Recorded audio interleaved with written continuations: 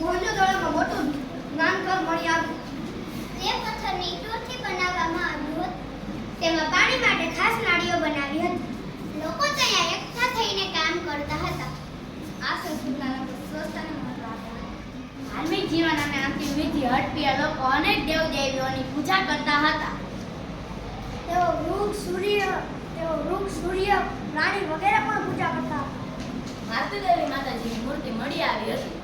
તેઓ પામેલા લોકોને જમીનના પ્રભુ કરે છે. એટલે તેમનું ધાર્મિક જીવન ખૂબ જ સરળ હતું.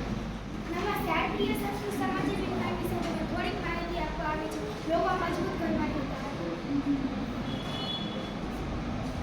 પાણીની વ્યવસ્થા માટે નદીઓ બનાવવામાં આવી. એ આભૂષણ પેટી અને શણગાર કરતા. લોકો રમતો અને સંગીતમાં રસ લેતા હતા. તેઓ શાંતિપ્રિય અને મહેનતુ હતા.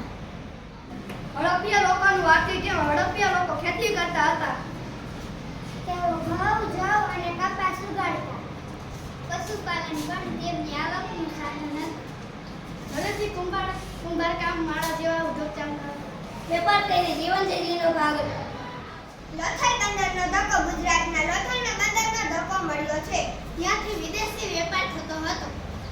સમુદ્રવાળ દૂરસ્થ પ્રદેશો સાથે સંબંધ હતો. ત્યાંથી નાણાં, કાપડ, આભૂષણોનો આપ-લે થતી હતી. આ દર્શાવે છે કે હડપ્પીય લોકો વેપારમાં આગળ હતા. હડપ્પીય સંસ્કૃતિના સ્થાન. હડપ્પીય સંસ્કૃતિનો ઉદ્ભવ હડપ્પા નામના સ્થળ પરથી થયો હતો. તે સિંધુ